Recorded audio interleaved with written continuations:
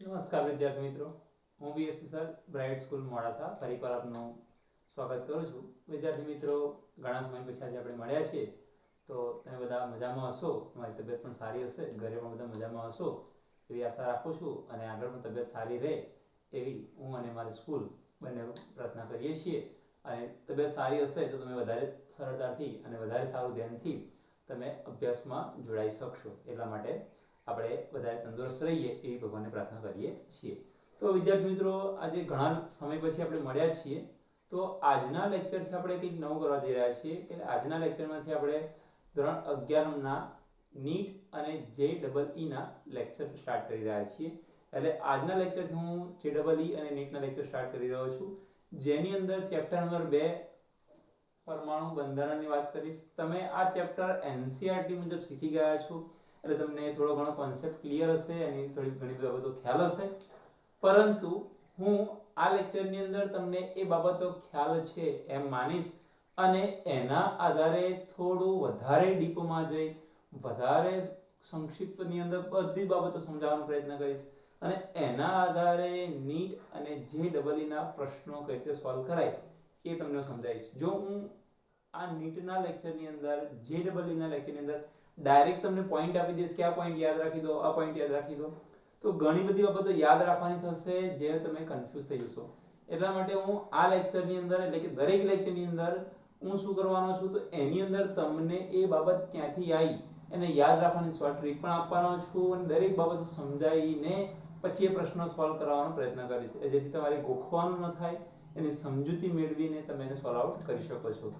તો વિદ્યાર્થી મિત્રો, આજથી આપણે નીટ અને JEE ના લેક્ચર સ્ટાર્ટ કરીએ છીએ અને આ લેક્ચરની અંદર સ્ટાર્ટ કરીએ છીએ ચેપ્ટર નંબર 2, જે તમે NCERT ના મુજબ પૂર્ણ કર્યું છે. ચેપ્ટરનું નામ છે પરમાણુ બંધારણ અને એને આપણે ઇંગ્લિશમાં કહીશું એટોમિક સ્ટ્રક્ચર કહીએ છીએ.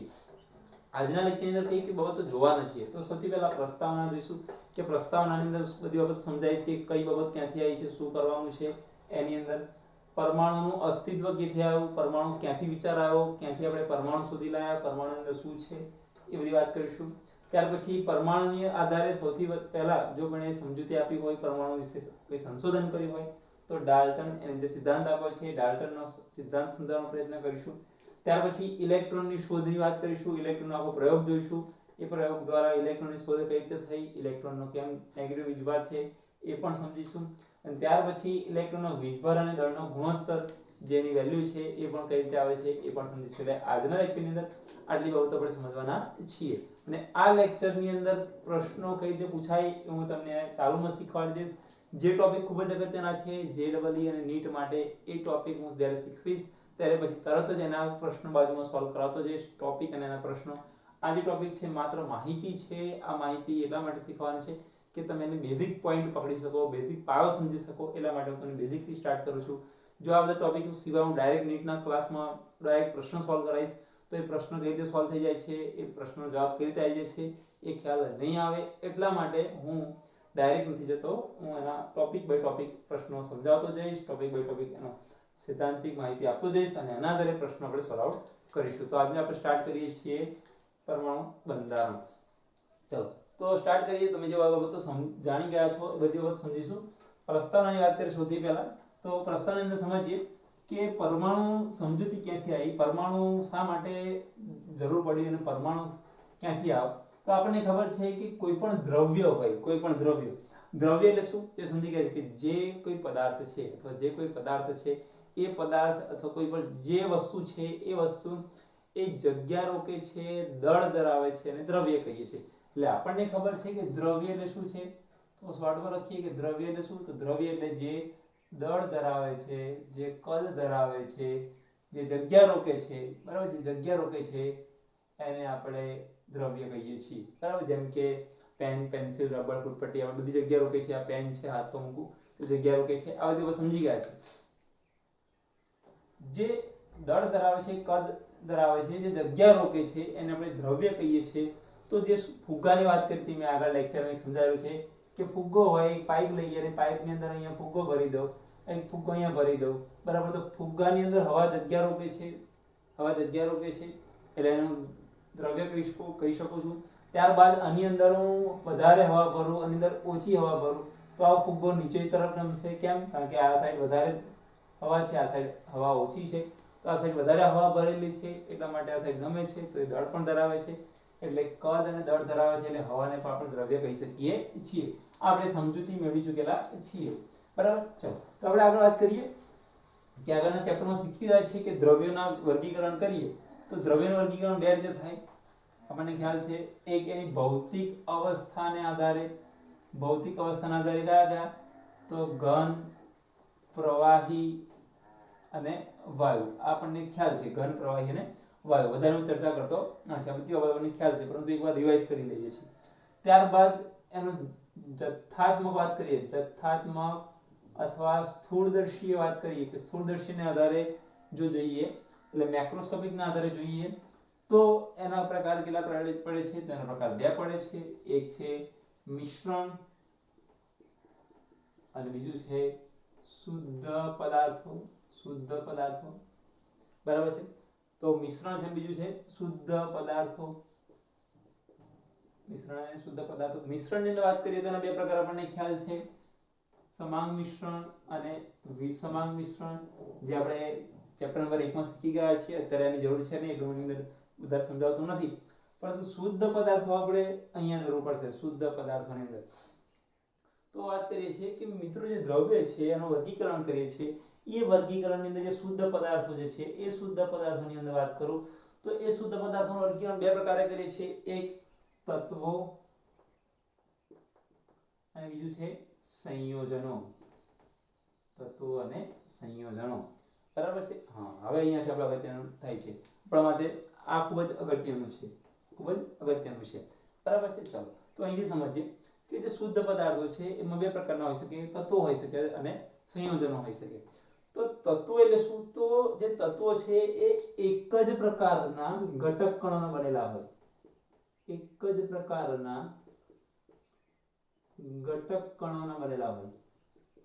જેમ કે વાત કરું કે હું એક પદાર્થ લઈ લઉં કોઈ પણ પદાર્થ લઈ લઈએ માનો કે x પદાર્થ લઉં છું ખબર નથી શું છે પણ એ જે પદાર્થ છે એના ઘટક કણો જે છે બધા એક જ પ્રકારના હશે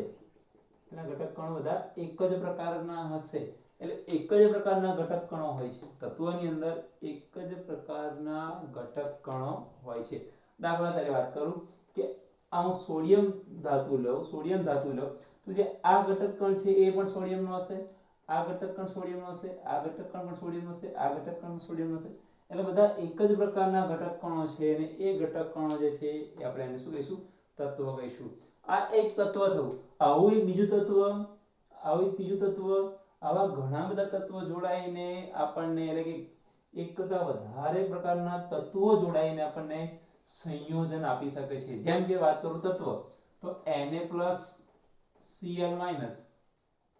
Na+Cl- અને Cl- આ બંને જોડાઈને આપણને આપશે NaCl આપશે એટલે સંયોજન મળશે એટલે Na+ અને Cl- આ બંને તત્વો જોડાઈને સંયોજન આપે છે આ જે તત્વો છે એ તત્વો એક કરતા વધારે સંખ્યામાં જોડાય છે ત્યારે આપણને અણુ આપે છે શું આપે છે અણુઓ આપે છે આ બધી હું ચર્ચા આગળના લેક્ચરમાં એટલે કે ચેપ્ટર નંબર 1 ના વાત કરી ચૂક્યો છું એટલે વધારે હું એને સમજાવતો નથી આ બધી વાત તમને ખબર છે પરંતુ અહીંયા રિપીટ કરું છું અહીંયા સમજાવું છું હવે સમજજો તો અહીંયા એક જ પ્રકારના જે ઘટક કણો છે ની વાત કરું છું એ ઘટક કણોને આપણે કહીશું પરમાણુ શું કહીશું આપણે એક જ પ્રકારના ઘટક કણો છે ને શું કહીએ છીએ આપણે પરમાણુ કહીએ છીએ એટલે જે પરમાણુ છે એક જ પ્રકારનો જે ઘટક છે આ ઘટક કણ જેને આપણે પરમાણુ કહીએ છીએ તો આ પરમાણુનું બંધારણ કેવું છે આ પરમાણુની અંદર શું આવેલું છે આ પરમાણુની અંદર કઈ બાબતો અગત્યની છે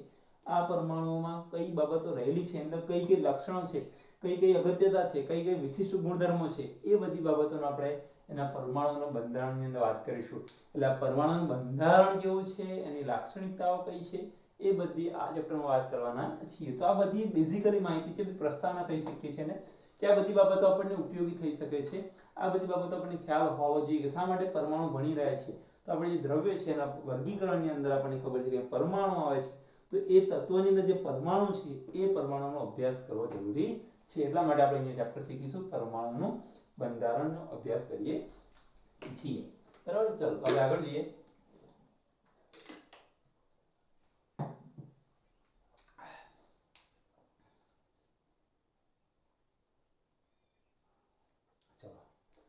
परमाणुની વાત કરી। હવે પરમાણુનું બેઝિકલી ઉદાહરણ જોઈએ કે પરમાણુ શું હોય, કેવી રીતે હોઈ શકે। તો જેમ કે વાત કરું કે હું કોઈ લોખંડ લઉં, લોખંડ અને લોખંડને સાઈડ પર છોડી આપણે ચોકનો ભૂકો લઈએ, અરે તો ચોક લઈએ, તો ચોક લઉં અને ચોકને હું બરાબર કચરી નાખું, એકદમ ભૂકો કરી નાખવાનો, એકદમ ભૂકો કરી નાખું। ભૂકો કર્યા પછી એમાંનો એક નાનો રજકણ જે નરી આંખે ન જોઈ શકાય, જેને જોઈ શકતા નથી એવો એક કણ લઈને બતાવો, તમને દેખાય નહીં કે લીધો છે કે નહીં, એ જે કણ છે એ પરમાણુ હોઈ શકે। એટલે એમ કહી શકીએ કે ચોકના ભૂકાનો નાનામાં નાનો કણ એનો પરમાણુ કહી શકીએ। ચોકના ભૂકાનો નાનામાં નાનો કણ જે છે એનો પરમાણુ કહી શકીએ છીએ। એટલે પરમાણુને નરી આંખે જોઈ શકતા નથી, એટલે પરમાણુને નરી આંખે જોઈ શકાતા નથી। બીજી બાબત કે જો પરમાણુ જોડાય, સમજો ઘણા બધા પરમાણુઓ જોડાય તો આપણને મળે અણુ મળે। શું મળે? અણુ મળે। અને ઘણા બધા અણુ જોડાય તો આપણને દ્રવ્ય મળે। શું મળે? દ્રવ્ય મળે અથવા તો પદાર્થ મળે એમ કહી શકીએ છીએ। એટલે સૌથી નાનો ઘટક કણ કોણ? પરમાણુ।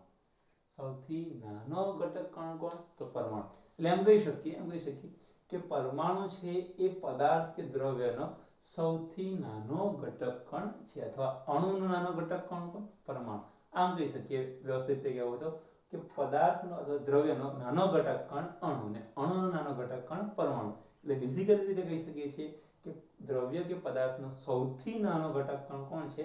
પરમાણુ છે એમ કહી શકીએ છીએ। બરાબર છે? તો આ બાબત આપણે અગત્યની છે, સમજવા લાયક છે। આ પરમાણુ જે છે એ પરમાણુનું વિભાજન શક્ય નથી, એટલે અવિભાજ્ય છે। અવિભાજ્ય છે જે પરમાણુ છે એ પરમાણુ કેવો છે? અવિભાજ્ય છે, એનું વિભાજન કરી શકાતું નથી। એટલે હું પરમાણુ લઈને એને કાપવા જાઉં તો કપાય નહીં, કેમ? કારણ અતિ સૂક્ષ્મ છે, નરી આંખે જોઈ શકાતો નથી, માઇક્રોસ્કોપથી પણ જોઈ શકાતો નથી, એટલો સૂક્ષ્મ છે, યાદ રાખજો। નરી આંખે જોવાતો નથી, પરંતુ મને માઇક્રોસ્કોપથી એટલે સૂક્ષ્મદર્શક યંત્રથી જોવો હોય તો પણ જોઈ શકાતો નથી, એટલે એનું વિભાજન કરવું શક્ય છે નહીં। એટલે કેવો છે? અવિભાજ્ય છે, એનું વિભાજન કરી શકાતું નથી। એટલે પરમાણુ ખાસ યાદ રાખજો કે પરમાણુ કેવો છે? અવિભાજ્ય છે, એ આપણે યાદ રાખવું પડશે। ને આપણે અહીંયા પરમાણુ વિભાજન કરી શકાતું નથી, બરાબર છે? એક બાબત એ પણ યાદ રાખજો।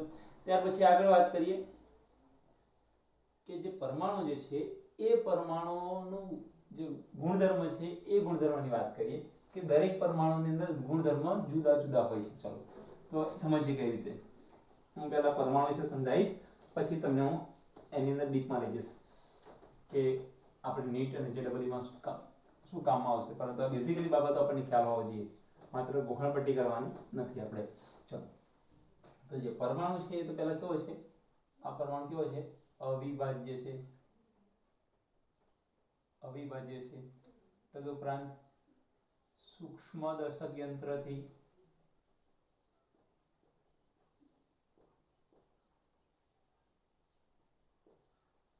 જોઈ શકાતો નથી।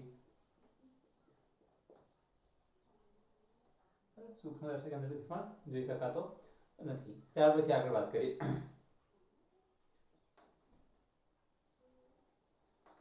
કેવો છે?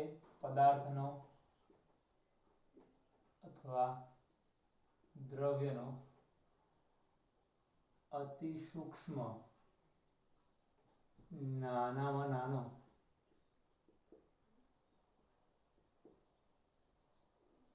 ઘટક કણ છે।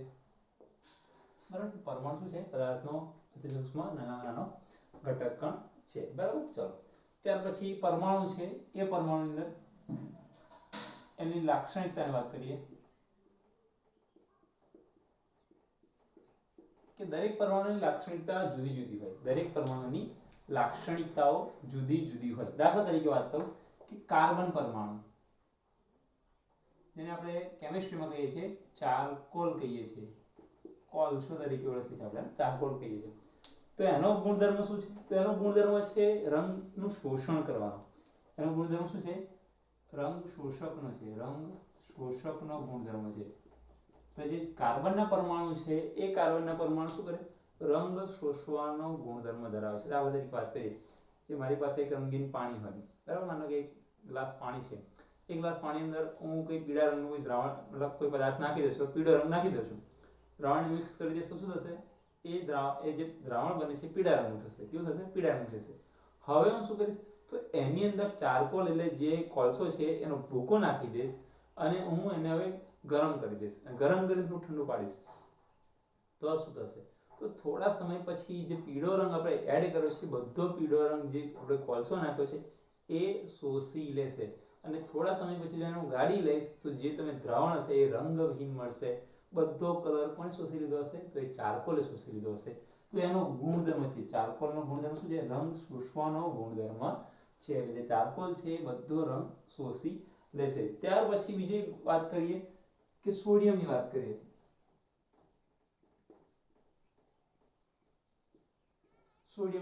તો સોડિયમ જે છે એનો ગુણધર્મ છે કે ભાઈ એને ઓક્સિજન મળે, બરાબર, અથવા પાણી મળે. એમ કે એક્ચ્યુઅલી તો પાણી મળે ને પાણીનું થોડું પણ જે ડ્રોપ જોઈએ છે એને પાણી મળી જાય તો એ તરત જ હવામાં સળગી ઉઠે છે. એટલે આનો ગુણધર્મ કયો છે? સળગી ઉઠવાનો. સળગી ઉઠે તરત જ. એને થોડું પાણી મળે અને તરત સળગી ઉઠે. એટલે એને પાણીમાં ફેંકો અને તરત સળગી ઉઠે છે. એટલે આ સોડિયમનો જેવો ગુણધર્મ છે બીજો કોઈનો ગુણધર્મ છે નહીં. હા, થોડો ઘણો મળતો આવતો હશે પરંતુ સોડિયમનો જેવો ગુણધર્મ છે પ્રોપરલી આનો જેવો ગુણધર્મ છે નહીં. કાર્બનનો જેવો રંગ શોષણનો ગુણધર્મ છે એવો બીજા કોઈનો ગુણધર્મ છે નહીં. હા, શક્ય છે કે કોઈ તત્વ હોય એનો થોડો ઘણો અંશે 50-25% જેટલો એનો એ ગુણધર્મ હોઈ શકે, પરંતુ સંપૂર્ણપણે કાર્બન જેવો તો ન જ હોય. એટલે આનો ગુણધર્મ છે સળગી ઉઠવાનો. એટલે જે સોડિયમ છે એને જે કેરોસીનની બોટલ આવે છે, જે કેરોસીનની બોટલ છે એની અંદર રાખવામાં આવે છે. શા માટે? કે જો સોડિયમને હવામાં ખુલ્લો રાખવું તો હવામાંનો જે ભેજ છે એ ભેજ સોડિયમના ટુકડાઓને સ્પર્શ થાય તો ત્યાં તરત જ એ સળગી ઉઠશે. એટલા માટે સળગે નહીં, એ સોડિયમ સચવાઈ રહે તે માટે એને આપણે શું કરીએ છીએ? એને આપણે કેરોસીનની બોટલમાં સ્ટોર કરીએ છીએ, બરાબર. ત્યાર પછી આગળ વાત કરું, ક્લોરીનની વાત કરું તો ક્લોરીન જે છે એ ઝેરી છે. ક્લોરીન કેવું છે? ઝેરી છે. ક્લોરીન આપણા શ્વાસમાં જાય અથવા આપણા શરીરમાં જાય તો આપણને ખૂબ જ નુકસાનકારક હોય છે, આપણને નુકસાન પહોંચાડતું હોય છે. એટલે એનો એક ગુણધર્મ છે. ટૂંકમાં દરેક પરમાણુ જે છે એનો ચોક્કસ ગુણધર્મ હોય છે. એના જેવો બીજા કોઈનો ગુણધર્મ જોવા મળતો નથી. આ ખાસ અગત્યના ગુણધર્મ છે, બરાબર છે. ત્યારબાદ ઓક્સિજનની વાત કરીએ તો ઓક્સિજનનું શું છે? દહન પોષક છે. એની હાજરીમાં એ ઓટોમેટિક શું થશે? સળગવા લાગશે. એટલે દહનનો ગુણધર્મ દર્શાવે છે. તો પરમાણુ હોય છે એ પરમાણુના કેટલાક સ્પેસિફિક ગુણધર્મો હોય છે એની વાત કરીએ છીએ. તો આ પરમાણુના કેટલાક પ્રસ્તાવના તરીકે વાત કરી. હવે વાત કરીશું કે પરમાણુનું અસ્તિત્વ, કે પરમાણુ આયા ક્યાંથી, પરમાણુ શું, એની હિસ્ટ્રી શું છે એ સમજવાનો પ્રયત્ન કરીશું. તો સૌથી પહેલા વાત કરીએ કે ઈસવીસન પૂર્વે 400 વર્ષ પૂર્વે, ઈસવીસન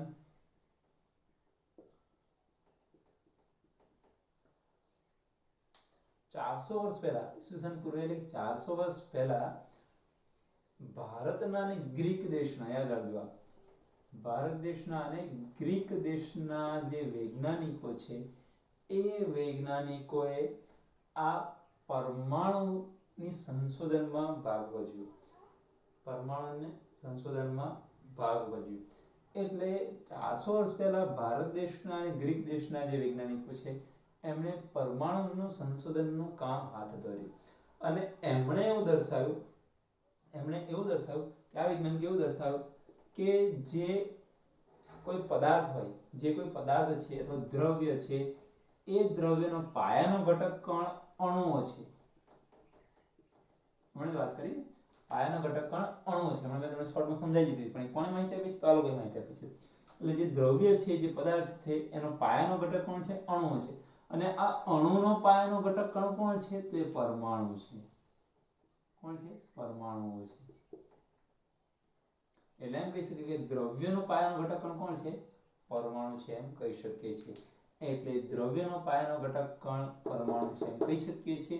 પરમાણુ ત્યારે બને ત્યારે જ્યારે પરમાણુ જોડાય ત્યારે અણુ બને, અને અણુ જોડાય ત્યારે દ્રવ્ય કે પદાર્થ બને છે. એક આ ખાસ અગત્યની બાબત છે, બરાબર. ત્યાર પછી આપણે જે દ્રવ્ય છે એને ઇંગ્લિશમાં શું કહીએ છીએ? મેટર કહીએ છીએ. મેટર કહીએ છીએ, બરાબર. ત્યાર પછી અણુને મોલેક્યુલ કહીએ છીએ.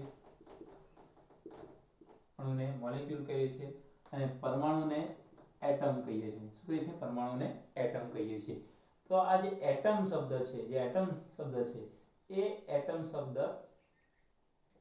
ગ્રીક ગ્રીક ભાષાના ગ્રીક શબ્દ પરથી ઉતરી આવ્યો છે. ગ્રીક શબ્દ પરથી ઉતરી આવેલો છે. એટલે જે પરમાણુનો એટમ શબ્દ છે એ એટમ શબ્દ ક્યાંથી આવે છે? ગ્રીક ભાષાનો શબ્દ છે અને એનો અર્થ થાય છે કે જેનો અર્થ એવો થાય છે કે કાપી ન શકાય તેવું. એનો અર્થ એવો થાય, એટમ ગ્રીક ભાષાનો શબ્દ છે અને એનો મતલબ એવો થાય છે કે કાપી ન શકાય, કાપી ન શકાય તેવું,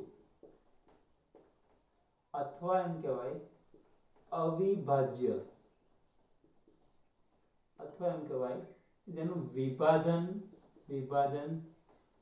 કરી શકાતું નથી. એનો મતલબ એવો થાય છે.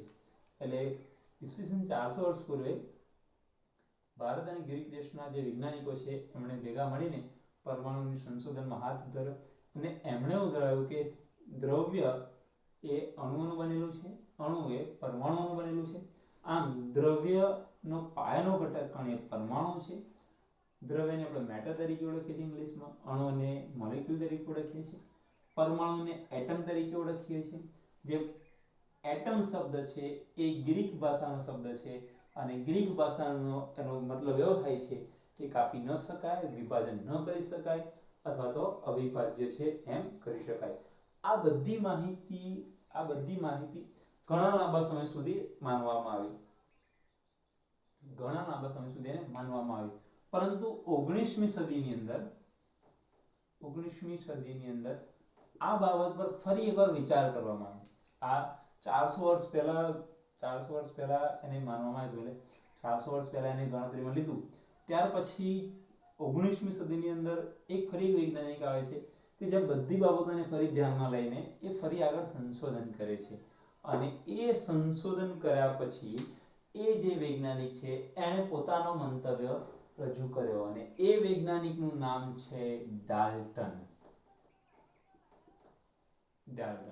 અને ડાલ્ટને પછી આ બધી સંશોધનના આધારે રજૂઆત કરી ડાલ્ટનનો પરમાણ્વીય સિદ્ધાંત.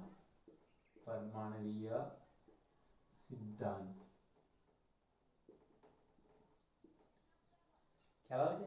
એટલે આ બધી હું હિસ્ટ્રી શા માટે તમને જણાવું છું, જેથી તમારો કોન્સેપ્ટ ક્લિયર થાય અને આ બધા પ્રશ્નો જે છે એ તમને નીટ અને જેડબલઈમાં પૂછવાના નથી, પરંતુ જે પ્રશ્ન પૂછાશે એ બધી માહિતી તમને ખ્યાલ હોવો જોઈએ કે કઈ બાબત કઈ રીતે રજૂ કરવામાં આવી છે, એનો બેઝિકનો પાયાનો મુદ્દો શું છે એ સમજવા માટે હું તમને બધી વખત રજૂઆત કરું છું, બધી વખત સમજાવું છું.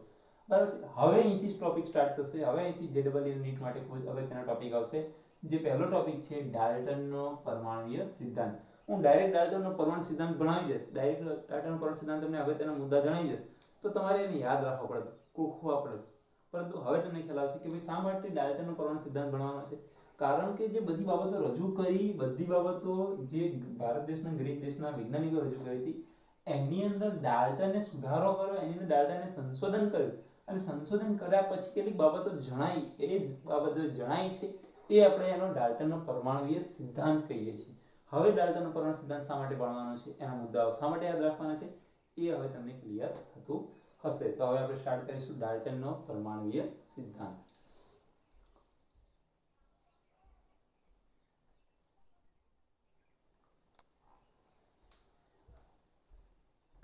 ચલો તો મિત્રો હવે આપણે ડાલ્ટનનો પરમાણ્વીય સિદ્ધાંત શીખીશું અને એના મુદ્દાઓ જોઈશું અને સમજૂતી મેળવીશું.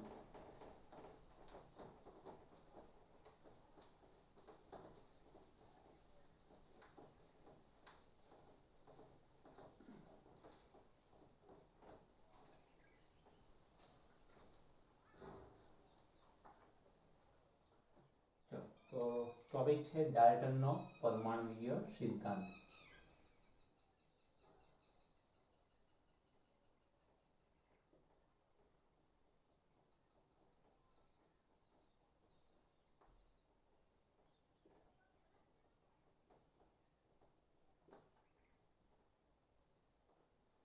જેણે 1803 થી 1808 ની વચ્ચે રજૂઆત કરેલી છે. બરાબર છે? તમને બુકમાં આવેલું છે 1808, પરંતુ 1803 થી 1808 ની વચ્ચે એને સંશોધન કરી રજૂઆત કરેલી છે. તો સ્ટાર્ટ કરીએ કે ડાલ્ટનનો પરમાણુ સિદ્ધાંત. ડાલ્ટને એના સિદ્ધાંતમાં શું જણાવ્યું કે એને સંશોધન કર્યું, પછી એને કેટલીક બાબતો રજૂ કરી. કઈ બાબતો રજૂ કરી? સૌથી પહેલી બાબત કે કોઈ પણ દ્રવ્ય હોય, આ દ્રવ્ય શાના બનેલા છે? અણુઓના બનેલા છે. એને આવું કીધું. અને અણુઓ શાના બનેલા છે? પરમાણુઓના બનેલા છે. એણે આ બાબત રજૂઆત કરી. એટલે એણે કીધું કે કોઈ પણ દ્રવ્યનો પાયાનો ઘટક કોણ છે? પરમાણુ. એટલે પાયાનો ઘટક કોણ છે? પરમાણુ કીધું એણે. એટલે કોઈ પણ દ્રવ્ય હોય એનો જે પાયાનો ઘટક કોણ છે એ એનો પરમાણુ છે, એમ એણે રજૂઆત કરી. આ પહેલી બાબત રજૂઆત કરી એણે. ત્યારબાદ બીજી બાબત શું રજૂ કરી એણે?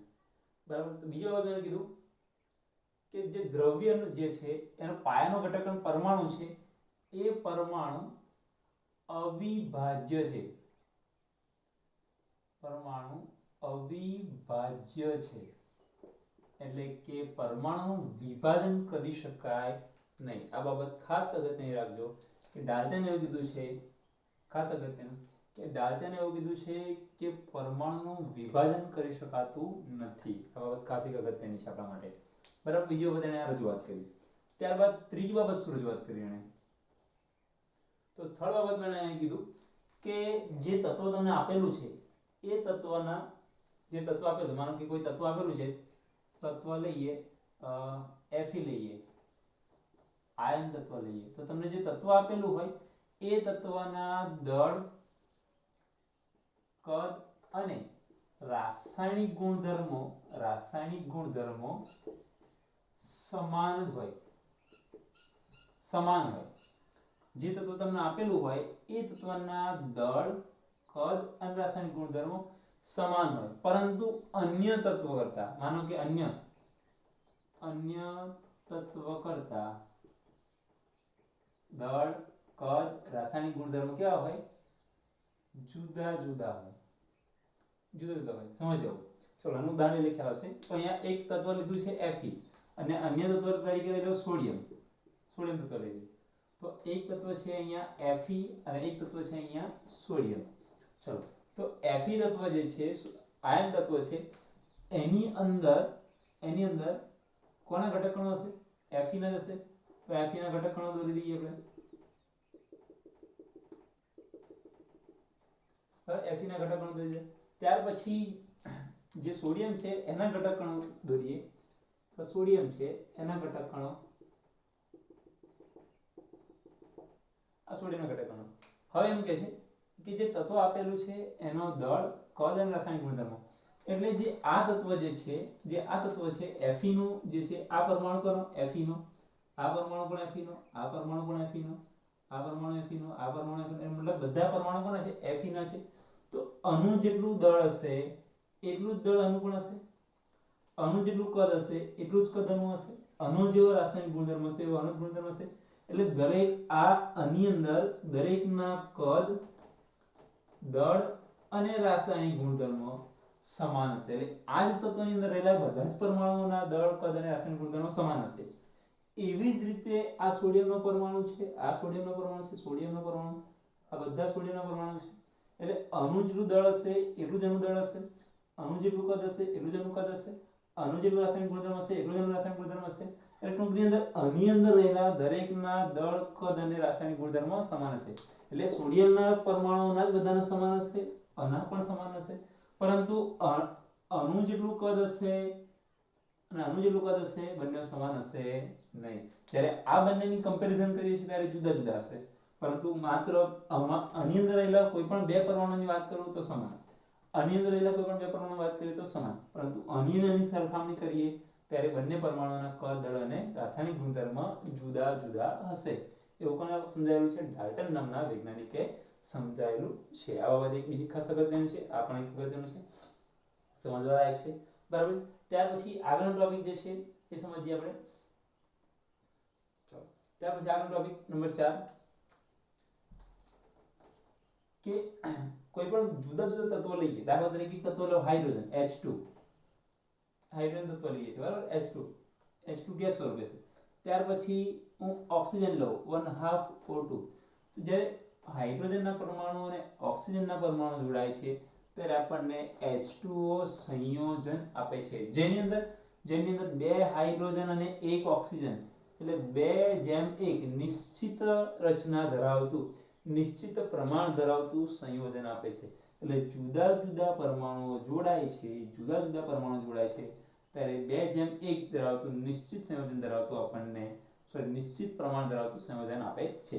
એટલે અહીંયાથી हम કહી શકીએ કે આ 2 અને 2 કેન્સલ થાય ત્યારે એક ઓક્સિજન વધે છે, એટલે અહીંયા પર એક ઓક્સિજન કહી શકીએ છીએ। એટલે 2 હાઇડ્રોજન અને એક ઓક્સિજન જોડીને H2 આપે છે। આની જગ્યાએ જો હું આમ લઉં કે 2 હાઇડ્રોજન અને 2 ઓક્સિજન લઉં તો મને શું મળશે H2O2 મને H2O મળશે ને શું મળશે H2O ની જગ્યાએ H2O2 મળશે। એટલે અહીંયા પ્રમાણ કેટલું છે 2:2 એટલે આનું પ્રમાણ પણ નિશ્ચિત છે, આનું પ્રમાણ પણ નિશ્ચિત છે। એટલે આ સંયોજન જુદું છે, આ સંયોજન પણ જુદું છે। એટલે જે જુદા જુદા પરમાણુ ચોક્કસ પ્રમાણમાં જોડાઈને ચોક્કસ સંયોજન આપે છે। તો એક આ બાબત પણ આપણને ડાલ્ટને જણાવેલી છે, એકના સિદ્ધાંતમાં કહી શકીએ છીએ। ત્યાર પછી જે પ્રક્રિયા જે છે 5મા નંબરની વાત કરીએ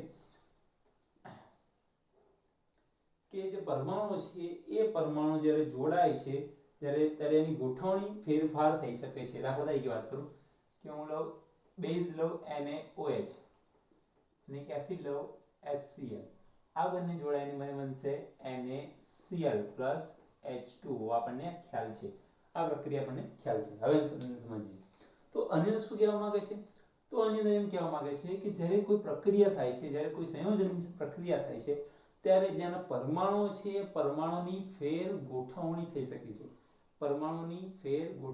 શકે છે, પરંતુ એનું સર્જન કે વિનાશ શક્ય નથી। એટલે કેવી રીતે સમજીએ તો અહીંથી આ OH છે, OH પરમાણુ છે અને એનો H પરમાણુ છે, આ બંને જોડાઈને શું બનાવે છે મને H2O આપે છે। આ Na પરમાણુ અને Cl પરમાણુ જોડાઈને આપણને NaCl આપે છે।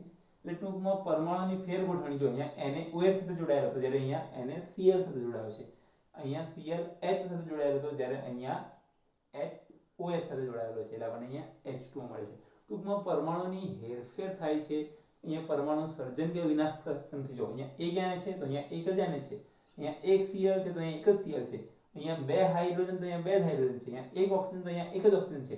એટલે પરમાણુની હેરફેર થઈ ગઈ છે, અહીંયા પરમાણુ નષ્ટ કર્યો નથી કે કંઈ નવો બનાવ્યો નથી, આપણે એને શું કરીએ છીએ માત્ર હેરફેર કરી શકીએ છીએ। તો આ વાત કરીએ આપણે ડાલ્ટનના પરમાણુય સિદ્ધાંતની, જેણે 1808 થી 1803 થી 1808 ની વચ્ચે રજૂઆત કરેલી છે અને આ 5 બાબતો રજૂઆત કરેલી છે જે આપણે અહીંયા સમજી ગયા છીએ।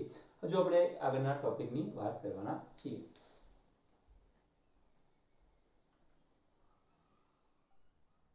ચાલો મિત્રો હવે આપણે થોડો આગળ જઈએ તો ડાલ્ટનનો જે પરમાણુ સિદ્ધાંતની વાત કરીએ આપણે, ડાલ્ટનનો પરમાણુ સિદ્ધાંત બરાબર, એની અંદર એક સેન્ટેન્સ છે આપણી પાસે કે પરમાણુ અવિભાજ્ય છે, બરાબર છે। અહીં સમજીશું કે ડાલ્ટને સિદ્ધાંત રજૂઆત કરી એની અંદર પહેલું આ બાબત સાચી છે, આ બાબત પણ સાચી છે, આ બાબત પણ સાચી છે, આ બાબત પણ સાચી છે, પરંતુ જે નંબર 2 છે એ બાબત ખોટી સાબિત થઈ છે। એટલે એની અંદર આગળ સંશોધન થયું છે। એ પહેલા બીજી એક વાત સમજી લઈએ જે અગત્યની છે કે ડાલ્ટનનો પરમાણુ સિદ્ધાંત જે છે, ખાસ અગત્યની બાબત છે, નોંધી લેજો કે ડાલ્ટનનો પરમાણુ જે સિદ્ધાંત છે એ સિદ્ધાંત આપણને કઈ કઈ બાબતો વધારે સમજૂતી આપે છે, કયા કયા સિદ્ધાંતની વધારે સમજૂતી આપે છે, તો એ બાબતો અહીંયા ધ્યાનમાં રાખજો કે એ બાબતો ધ્યાનમાં રાખીએ કે આ જે સિદ્ધાંત છે એ દળ સંરચનાનો સિદ્ધાંત, દળ સંચયનો સિદ્ધાંત,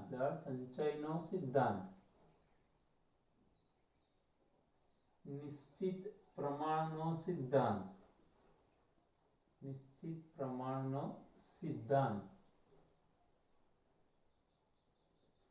ગુણક પ્રમાણનો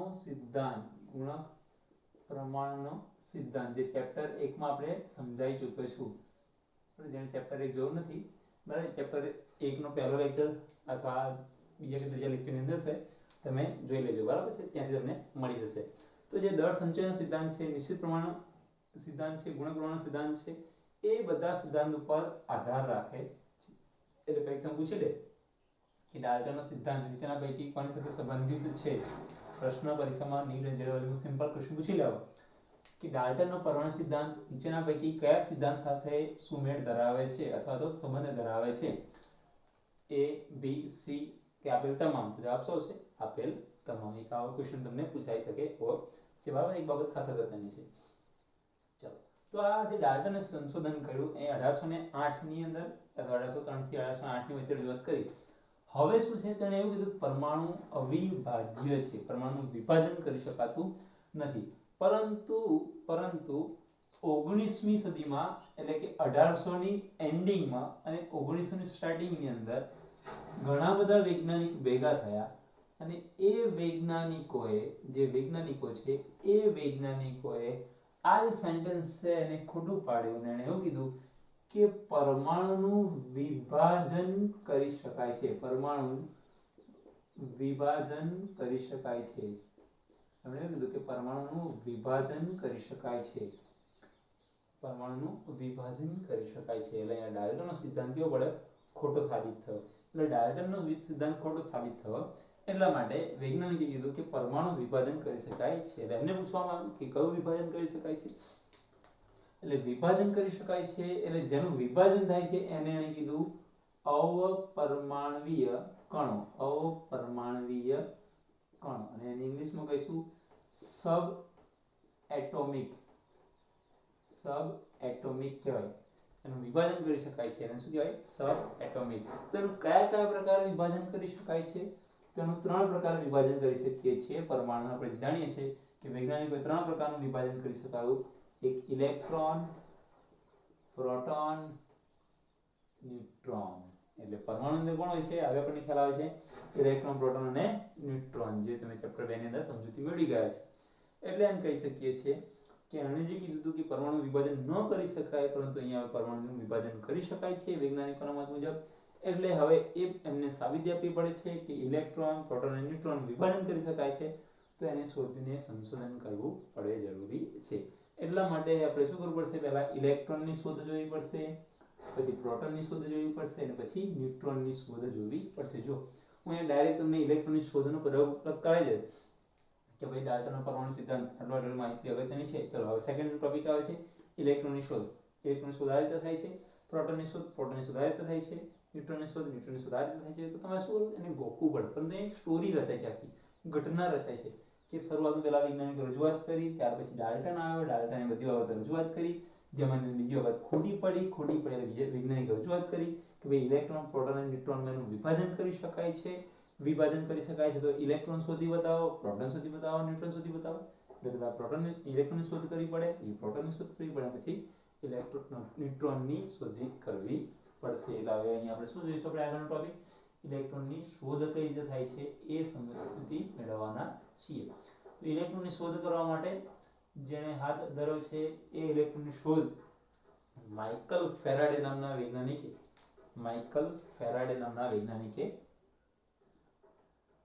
માઇકલ ફેરાડે, યાદ રાખજો, માઇકલ ફેરાડે 1830માં ઇલેક્ટ્રોનની શોધ કરવા માટેનો પ્રયોગ રજૂઆત કરેલી છે. બરાબર છે. અને એની માટે સમજૂતી મેળવેલી છે. તો એ વાત કરીશું આપણે માઇકલ ફેરાડેના ઇલેક્ટ્રોનની શોધનો પ્રયોગની વાત કરીશું. બરાબર છે. ચલો, આપણે આગળ સમજૂતી મેળવીએ કે માઇકલ ફેરાડેનો પ્રયોગ શું છે એ સમજૂતી મેળવીએ અને આપણે આગળ કઈ બાબતો આપણે ઉપયોગી થશે એ બાબતો અહીંયા સમજૂતી મેળવીશું. મિત્રો, હું ડાયરેક્ટ તમને એમસીક્યુ સોલ્વ કરાવતો નથી કે ડાયરેક્ટની જે અગત્યના મુદ્દા છે એ હું તમને આપી દેતો નથી. લેક્ચર લાંબો થશે, લેક્ચર ઘણો લાંબો થશે, પરંતુ બધી બેઝિક બાબતો હું રજૂઆત કરીશ જે તમને બધા કોન્સેપ્ટ ક્લિયર કરવા માટે ખૂબ જ અગત્યના થશે અને એના આધારે તમે બધી બાબતો યાદ રાખી શકો. બરાબર છે. પછી જે ખૂબ વધારે પડતું ડીપમાં જવાના છે, હું લેક્ચરની અંદર અત્યારે હું એકદમ નીચેના પાયાથી સ્ટાર્ટ કર્યું છે કે એકદમ અહીંયાથી સ્ટાર્ટ કરું છું, એકદમ નીચેથી ધીમે ધીમે લેવલ વધારતો જઈશ, પછી ધીમે ધીમે હાઈ લેવલના એક્ઝામ્પલ સોલ્વ કરીશું. અત્યારે એકદમ નીચા લેવલથી છે, અત્યારે એકદમ નીચા લેવલ છે, ધીમે લેવલ અપ થતું જશે. પછી તમે કહેશો કે હા સર, હવે લાગે છે કે જે ડબલ અને નીટના પ્રશ્નો આવી રહ્યા છે, પરંતુ ડાયરેક્ટ અહીંયા સુધી પહોંચવા માટે એક સ્ટેપ ધીમે જવું જરૂરી છે. ડાયરેક્ટ છલાંગ મારીશ તો તમને ખ્યાલ આવશે નહીં. બરાબર છે. ચલો, તો સ્ટાર્ટ કરીએ. જેને ખ્યાલ ના આવે એ મને કોન્ટેક્ટ કરી શકે છે. બરાબર. ચલો, તો ટોપિક છે ઇલેક્ટ્રોનની સો ડિસ્કવરી ઓફ ઇલેક્ટ્રોન. ચાલો તમે બધા જાણતા હશો ઇલેક્ટ્રોનની શોધની અંદર, બરાબર છે. કોણે શોધ કરી છે બધાને ખબર છે. કોણે 1830 માઇકલ ફેરાડે. મિત્રો આ જે સાલ છે એ યાદ રાખવાની જરૂર નથી, કારણ કે જે ડબલ નીટની પરીક્ષામાં પૂછતા નથી, એવું બધું બાબતો પૂછાય નહીં, બરાબર. આપણે એની બાબતો શું છે, કઈ બાબતો અગત્યની છે, કેનો એપ્લિકેશન શું કરી શકીએ છીએ એ પૂછાય, પરંતુ આવી બાબતો પૂછાય નહીં, બરાબર છે. આ જીકેના પ્રશ્નો નથી, એ જીકેની કોમ્પિટિશન એક્ઝામ નથી કે તમે જીકેમાં 1830 પૂછી લે, 1830 છે 35 એવું પૂછે નહીં, બરાબર. એની બાબતો કઈ કઈ અગત્યની છે એ પૂછી શકે. એટલે તમારે સાલની અંદર કોઈ ગુંચાવવાનું નથી, સાલ ગોખવાનો પ્રયત્ન કરવાનો નથી, બરાબર. યાદ રહે તો વેલ એન્ડ ગુડ, ન યાદ રહે તો કંઈ વાંધો નથી, બરાબર. ચલો, તો માઇકલ ફેરાડે જે પ્રયોગ કર્યો એ પ્રયોગ પહેલા એણે એક બીજો પ્રયોગ કર્યો કે વિદ્યુત વિભાજનનો પ્રયોગ. વિદ્યુત વિભાજનનો પ્રયોગ એણે શું કર્યું, તો એક બીકર લીધું, સમજો આ પ્રયોગ. એની અંદર વિદ્યુત વિભાજ્યનું દ્રાવણ, 10મા ધોરણમાં શબ્દ સાંભળ્યો છે તમે કે વિદ્યુત વિભાજ્યનું દ્રાવણ. આ દ્રાવણ શું છે? વિદ્યુત વિભાજ્યનું દ્રાવણ. તો જેની અંદર શું થશે? વિભાજન થશે. વિદ્યુત જે છે પ્લસ હોય, નેગેટિવ, માઇનસ, પ્લસ હોય, બધું એમાં વિભાજન થાય. આપણને ખબર છે વિદ્યુત વિભાજન દ્રાવણ. આ વિદ્યુત વિભાજનની અંદર બે પ્લેટ ડૂબાડી, આ પહેલી પ્લેટ અને આ બીજી પ્લેટ, પહેલી પ્લેટ અને બીજી પ્લેટ. ચાલો, આ બંને પ્લેટને શું કરવાનું, તો આ બંને પ્લેટને આને બેટરી વડે જોડી દીધું. આ નેગેટિવ, આનો પોઝિટિવ, બરાબર. હવે જે આ પ્લેટ જે છે એને આપણે શું કહે છે? બંને પ્લેટને શું કહીશું આપણે? વિદ્યુત ધ્રુવ કહીએ છીએ. શું કહે છે? વિદ્યુત ધ્રુવો કહીએ છીએ. આ પ્લેટ પણ એ જ છે, વિદ્યુત ધ્રુવ. બંને શું છે? વિદ્યુત ધ્રુવ છે આપણી માટે, બરાબર છે. તો બંને વિદ્યુત ધ્રુવને વિદ્યુત વિભાજ્ય દ્રાવણમાં ડૂબાડી દીધું. અહીંયા બેટરી જોડી, અહીંથી વિદ્યુત પ્રવાહ પસાર કરીએ છીએ, અહીંથી વિદ્યુત પ્રવાહ પસાર કરીએ છીએ તો શું થાય છે? તો વિદ્યુત પ્રવાહ પસાર કરવાથી શું થશે? તો વિદ્યુત પ્રવાહ પસાર કરવાથી આના આયનો છૂટા પડશે અને એ આયનો અહીંયા જમા થશે. એટલે એક પ્લેટ પરથી આયનો છૂટા પડે છે અને એક પ્લેટ પર જમા થાય છે, જેને આપણે વિદ્યુત વિભાજન કહીએ છીએ, બરાબર. આ વિદ્યુત પ્રવાહનું એક સિમ્પલ એનું ઉદાહરણ આપી. આ બાબત સમજ્યા પછી એણે એમ કીધું કે એક પ્લેટ પરથી વિદ્યુત આયનો જે આયનો છે છૂટા પડે છે અને બીજી પ્લેટ ઉપર એ આયનો દોડ જમા થાય છે. એવું તમે ઇલેક્ટ્રોપ્લેટિંગ 10મા ધોરણમાં શીખી ગયા છો. એક બાબત આવીને સમજાયેલી છે. ત્યારબાદ એક બીજો જે ગુણધર્મ છે, ગાર્ડન ગુણધર્મ કહું છું એનું, એટલા માટે કહું છું કે તમને સમજમાં આવી જશે કે વિજાતીય સજાતીય આપણને ખબર હોય છે, બરાબર. જેને આપણે આકર્ષણનો ગુણધર્મ કહીએ છીએ. કયું કહીએ છીએ? આકર્ષણનો ગુણધર્મ કહીએ છીએ. આપણને ખ્યાલ હશે કે ગાર્ડનમાં જાઓ હે, તો એક કપલ બેઠેલું હોય, બંને વિજાતીય હોય, છોકરો અને છોકરી હોય, બંને સજાતીય ક્યારે જોવા મળે, બંને છે અપાકર્ષણ થાય. એટલે શું કહું છું એને? ગાર્ડન ગુણધર્મ કહું છું. એટલે આકર્ષણ અને અપાકર્ષણ જે ગુણધર્મ છે એ આપણે એકવાર રિવાઇઝ કરી લઈએ. કોઈ જો બંને ધ્રુવો સમાન હોય તો શું થાય? અપાકર્ષણ થાય. હે, આ તો આપણને ખબર જ છે. ક્યારે બે છોકરાઓ ગાર્ડન ન બેસે, ક્યારે બે છોકરીઓ ગાર્ડન ન બેસે. અપવાદરૂપ હોય અલગ વાત છે, પરંતુ છોકરો અને છોકરી એટલે વિજાતીય જ હોય, બરાબર છે. ત્યાર પછી બે સમાન હોય તો પણ શું આવે? અપાકર્ષણ જ આવે. પરંતુ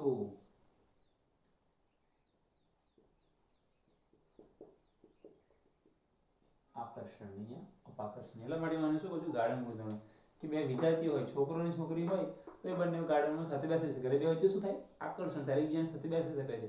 બે સમાન હોય તો બેસે નહીં. એટલે ગાર્ડન ગુણધર્મ પણ આપણે યાદ રાખીએ છીએ. એટલે બે બાબતો યાદ રાખવી પડશે. એક આ બાબત છે, એટલે કે આ બાબત આકર્ષણ અપાકર્ષણની બાબત, અને એક આ પ્રયોગના આધારે, બરાબર છે, કે એક પરથી વિદ્યુત પ્રવાહ પસાર થાય છે અને એના આધારે ત્યાં થાય છે. આ બંને બાબત જો આપણે સમજૂતી છે તો જ આપણે માઇકલ ફેરાડેનો પ્રયોગ સમજી શકીશું. એટલે ફરી એકવાર કહું છું કે આ બંને પ્રયોગ તમે યાદ થઈ ગયા હશે કે વિદ્યુત પ્રવાહ વધારવાથી આયનો છૂટા પડે છે અને પ્લેટ પર જમા થાય છે, અને જો સમાન ધ્રુવો હોય તો અપાકર્ષણ, અસમાન હોય તો આકર્ષણ થાય છે.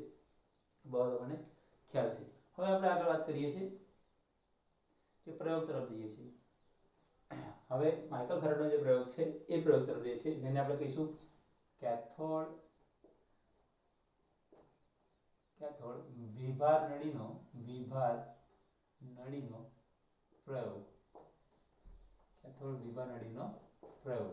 ચાલો સમજીએ. બરાબર, પછી એના ક્વેશ્ચન પરીક્ષામાં પૂછાય એ પણ પૂછાશે, તમે કેવી રીતે સોલ્વ આઉટ કરી શકો પોતાનું બુદ્ધિ લગાવીને. બરાબર, એ માટે બધી હું થિયરી તમને સમજાવું છું.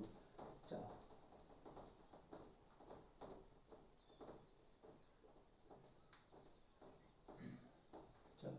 તો કેથોડ વિભાર નળીનો પ્રયોગ કે જે એણે 1850માં રજૂ કરેલો છે.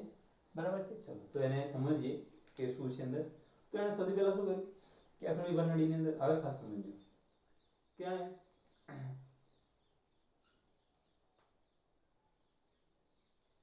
એક નળીનો ઉપયોગ કર્યો. એણે એક નળીનો ઉપયોગ કર્યો જેનું નામ છે કેથોડ વિભાર નળી. કેથોડ વિભાર નળી જેની અંદર શૂન્યાવકાશ એટલે એની અંદર કોઈ પણ પ્રકારનો હવા છે નહીં. બરાબર, કેથોડ વિભાર નળી લીધી. કેથોડ વિભાર નળી લીધી. એની અંદર એને શું કર્યું, તો એની અંદર વિદ્યુત ધ્રુવો મૂક્યા બે. આ એક વિદ્યુત ધ્રુવ મૂક્યો, જેમાં આગળ આપણે બે જોયું ને વિદ્યુત ધ્રુવ, બે વિદ્યુત ધ્રુવની પટ્ટીઓ. એક વિદ્યુત ધ્રુવ અહીંયા મૂક્યો, સમજો. આ બે વિદ્યુત ધ્રુવ મૂક્યા.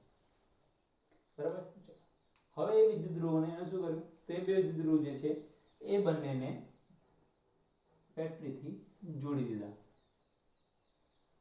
બંને વિદ્યુત ધ્રુવને શું કર્યું, બેટરીથી જોડી દીધા. આપણે જોડી દઈએ બેટરીથી.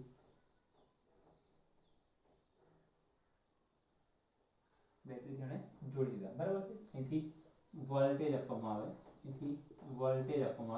એટલે કે કરંટ પસાર આપવામાં આવે. બરાબર, જે આ સાઈડ છે એને એને કેથોડ, આ જે પ્લેટ છે એને શું કીધું, કેથોડ પ્લેટ કીધું. શું કીધું, કેથોડ. આ બાજુની પ્લેટ છે ને એને એનોડ કીધું. યાદ રાખજો આ બધું બાબત યાદ રાખજો ખાસ. જે કેથોડ છે એ નેગેટિવ ચાર્જ ધરાવે છે, જે એનોડ છે અહીંયા પોઝિટિવ ચાર્જ ધરાવે છે. કેથોડ છે નેગેટિવ ચાર્જ ધરાવે છે, અહીંયા એનોડ એ પોઝિટિવ ચાર્જ ધરાવે છે. ફરી એકવાર શૂન્યાવકાશ નળી છે, અહીંયા દર્શાવી દો એટલે તમને ખ્યાલ આવે કઈ નળી છે. કેથોડ કિરણ વિભાર નળી અથવા કેથોડ વિભાર નળી તમે કહી શકો. બરાબર છે. આ જે છે એ શૂન્યાવકાશ પંપ સાથે જોડેલું હોય, જેનાથી શૂન્યાવકાશ કરવામાં આવે. શૂન્યાવકાશ પંપ સાથે જોડેલું છે. બરાબર, અહીંયા આગળ શૂન્યાવકાશ પંપ જોડેલો છે, બતાવું ખાલી જોડેલું છે. અહીંયા શૂન્યાવકાશ છે, આ એનોડ છે, આ કેથોડ છે, એનો નેગેટિવ ચાર્જ છે, પોઝિટિવ ચાર્જ છે, બેટરીથી જોડેલા છે. બરાબર, અહીંથી ઊંચો વોલ્ટેજ આપવામાં આવશે. વોલ્ટેજ એટલે કે ખૂબ જ ઊંચો વોલ્ટેજ આપવામાં આવશે. તો શું થશે, તો ખૂબ જ ઊંચો વોલ્ટેજ આપવાથી શું થશે,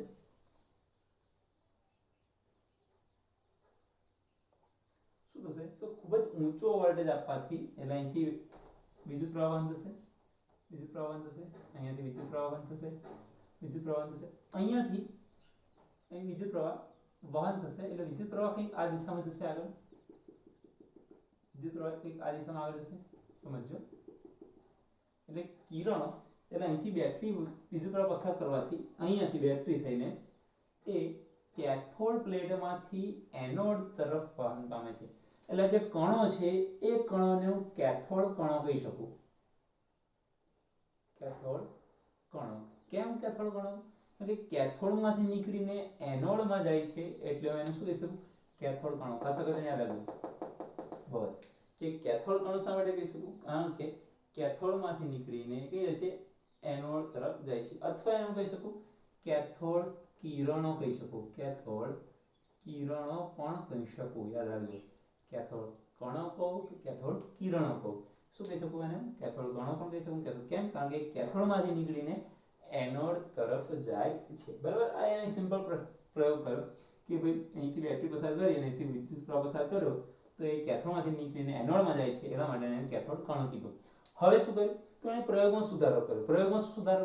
તો જે એનોડ છે એમ છેદ પાડ્યા, અને છેદ પાડીને જે પાછળનો પડદો છે એ પડદા ઉપર અહીંયાથી જે પાછળનો પડદો છે અહીં આગળ અને છેદ પાડ્યો અને જે પાછળનો પડદો છે જ્યાં છે એ જગ્યાએ એણે એક એવો પડદો મૂક્યો, પ્રસ્ફુરણ પડદો કહીશું, કે જેની પર કિરણો અથડાતા અને કહીશું પ્રસ્ફુરણ પડદો. પ્રસ્ફુરણ પડદો એટલે શું?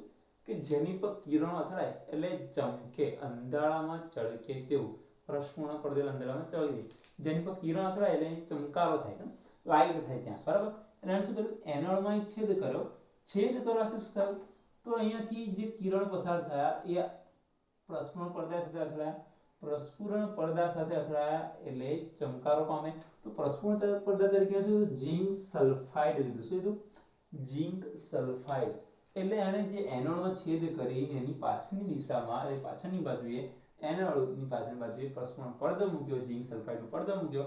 એટલે આમાંથી કિરણો પસાર થયા તો અહીંયા દેખાય. અહીંયા ન દેખાય કિરણો, આ અહીંયાથી અહીંયા સુધી દેખાયા નથી. યાદ રાખજો કે કિરણ, કેથોડ કિરણો છે એ કેથોડથી નીકળી એનોડ સુધી પહોંચે ત્યારે દેખાતા નથી. ક્યારે દેખાય? તો અહીંયાથી જ્યારે નીકળીને પડદા અથડાય ત્યારે પડદા પર લાઇટ થઈ, ચમકારો થયો.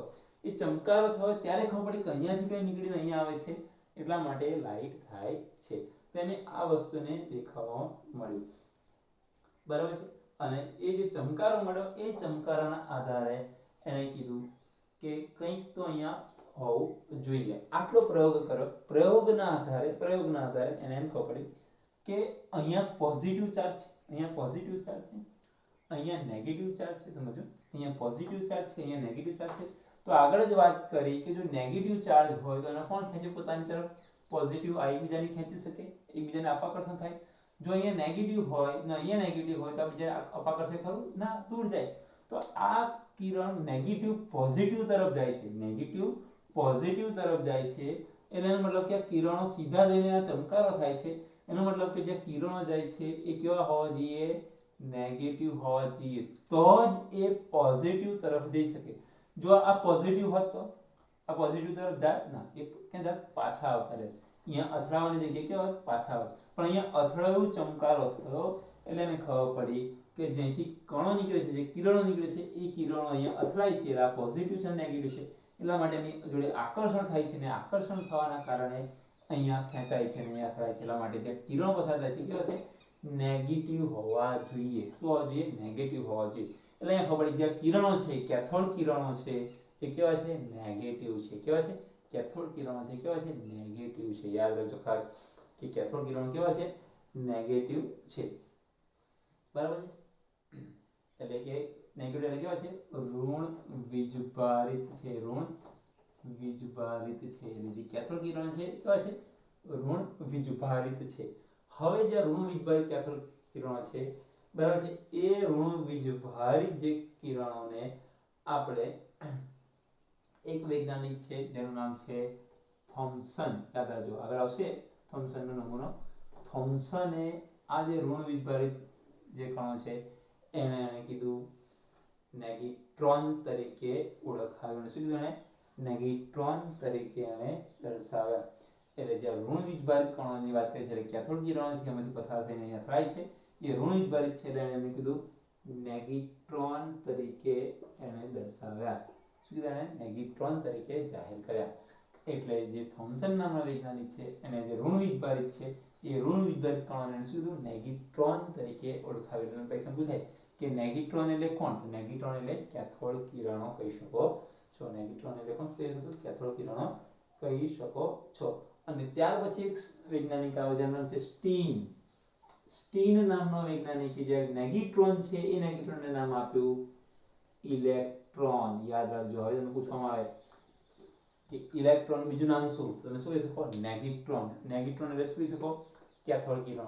તો શા માટે પ્રશ્ન આવે કે શા માટે ઇલેક્ટ્રોનની ઉપર, તો ઇલેક્ટ્રોન ઉપર માઇનસ ચાર્જ હોય છે?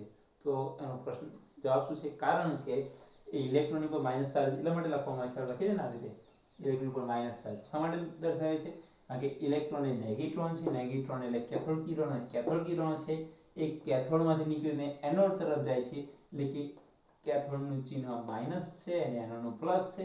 એટલે કેથોડ થી એનોડ તરફ ત્યારે જઈ શકે છે જ્યારે પોતે નેગેટિવ હોય એટલે ઇલેક્ટ્રોન ચાર્જ કેવો હોય છે નેગેટિવ ચાર્જ હોય છે એટલા માટેની ઉપર નેગેટિવ ચાર્જ થી દર્શાવીએ છીએ એ ક્વેશ્ચન આપણે અહીંયા પણ બને છે તો આપણે વાત કરી ઇલેક્ટ્રોનની શોધની વાત કરી કે ઇલેક્ટ્રોનની શોધ કેવી રીતે થઈ તો માઇકલ ફેરેડે નામના વૈજ્ઞાનિકે આ સંશોધનના આધારે ઇલેક્ટ્રોનની શોધ કરેલી છે બરાબર છે અહીંયા પ્રયોગ કર્યો એની અંદર કઈ બાબતો ખ્યાલ આવે છે તો કઈ બાબતો ખ્યાલ આવે છે તો એ સમજીએ કઈ બાબતો ખ્યાલ આવે છે તો પહેલી બાબત કે કેથોડ કિરણો કે જે કેથોડ થી નીકળીને એનોડ તરફ જાય છે એટલે કેથોડ કિરણો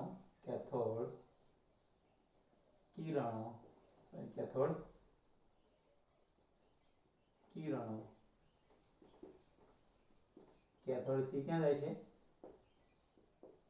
એનોડ તરફ જાય છે પહેલી બાબત આપણને ખ્યાલ આવે બરાબર છે ત્યાર પછી બીજી બાબત કઈ ખ્યાલ આવે છે કે કેથોડ કિરણો કેવા છે કેથોડ કિરણો દ્રશ્યમાન નથી દ્રશ્યમાન એટલે અહીંયા દેખાય આપણને ના કેથોડ કિરણો જોઈ શકાતા નથી ખાસ યાદ રાખજો કેથોડ કિરણોને જોઈ શકાતા નથી પરંતુ ક્યાં ખબર પડે છે આપણને તો પ્રસ્ફુરણ પડદા ઉપર આપણને ખ્યાલ આવે છે દ્રશ્યમાન નથી પરંતુ ક્યાં ખબર પડે આપણને પ્રસ્ફુરણ પડદા પર જાણી શકાય છે એની અસર જાણી શકાય છે એટલે કેથોડ કિરણોને જોઈ શકાતા નથી પણ એની અસર ક્યાં ખબર પડે છે આપણને પ્રસ્ફુરણ પડદા પર એ બાબત પણ યાદ રાખજો ત્યાર પછી ત્રીજી બાબત છે કે અહીં સિમ્પલ જોજો કે મેં વિદ્યુત અથવા ચુંબકીય ક્ષેત્ર ચુંબકીય ક્ષેત્ર લાગુ પાડ્યું નથી એટલા માટે શું થાય છે આ કેથોડ કિરણો જે છે એ સીધી રેખામાં જ ગતિ કરે છે જો અહીંયા હું ચુંબક ક્ષેત્ર અથવા વિદ્યુત ક્ષેત્ર લાગુ પાડું તે સીધી રેખામાં જશે નહીં એટલે અહીંયા આ પ્રયોગ પરથી એમ કહી શકીએ જ્યારે ચુંબકીય ક્ષેત્ર અને વિદ્યુત ક્ષેત્રની ગેરહાજરીમાં શું થાય સીધી રેખામાં ગતિ કરે છે એટલે જે કેથોડ કિરણો છે એ કેથોડ કિરણો પર ચુંબક ક્ષેત્ર અને વિદ્યુત ક્ષેત્રની અસર હોતી નથી ત્યારે ક્યાં જાય છે સીધી રેખામાં અસર કરે છે સીધી રેખામાં ગતિ કરે છે એક બાબતો ખાસ અગત્યના યાદ રાખવા જેવી છે બરાબર છે અને જે કેથોડ કિરણ છે એ કેથોડ કિરણને એટલે કે ઋણ વીજભારિત છે અને ઋણ વીજભારિત છે અને નેગેટ્રોન ગઈ છે નેગેટ્રોન પરથી આપણે સ્ટીન નામના શું કીધું છે તો નેગેટ્રોનને અને ઇલેક્ટ્રોન નામ આપેલું છે તો આટલી બાબતો ખાસ અને સંશોધન પરથી યાદ રાખવા જેવી છે આમાંથી પ્રશ્ન પૂછાતા હોય છે કેટલા બાબત કે સ્પર્શકોણ પદાર્થ તરીકે કોણ હોઈ શકે તો ઝિંક સલ્ફાઇડ તરીકે હોઈ શકે છે બરાબર છે ચલો ત્યાર પછી આગળ વાત કરીશું કે ઝિંક સલ્ફાઇડની વાત કરીએ હવે એના પછીનો જે ટોપિક છે એ ચર્ચા કરતા પહેલા ઇલેક્ટ્રોનનો વીજભાર અને દળનો ગુણોત્તર બરાબર એની સમજૂતી મેળવીશું શા માટે સમજૂતી મેળવવાની છે કારણ કે જે ઇલેક્ટ્રોનની વાત કરી ઇલેક્ટ્રોનની શોધ થઈ ગઈ હવે એ ઇલેક્ટ્રોનનું દળ કેવી રીતે આવે છે અને એનો ગુણોત્તર કઈ રીતે નક્કી થાય છે એ સમજૂતી મેળવીશું બરાબર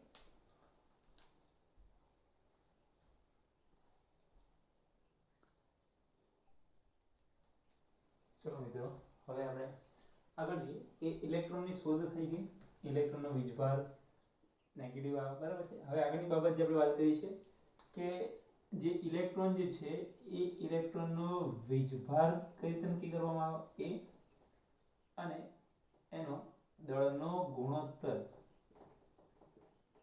આ બંનેની વાત કરીશું કે ઇલેક્ટ્રોનનો વીજભાર અને દળનો ગુણોત્તર આ બે બાબતની ચર્ચા કરીશું એટલે ઇલેક્ટ્રોનની શોધ થઈ ગઈ હવે ઇલેક્ટ્રોનનો વીજભાર કેટલો હોય એ શોધીશું અને એનો દળનો ગુણોત્તર કેટલો થાય એ સમજીશું બરાબર જે આપણને એક્ઝામ માટે ઉપયોગી બનવાનું છે અને એક્ઝામ્પલ ગણવા માટે પણ ઉપયોગી થશે એટલે અહીંયા સમજી લઈએ ચાલો તો સૌથી પહેલા વાત કરીશું એનો વીજભારની વાત કરીશું બરાબર અથવા એના દળના ગુણોત્તરની વાત કરીશું ચલો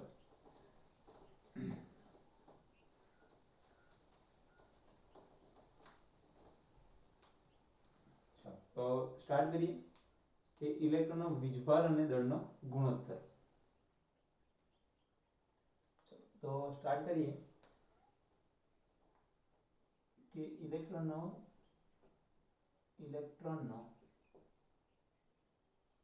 દળનો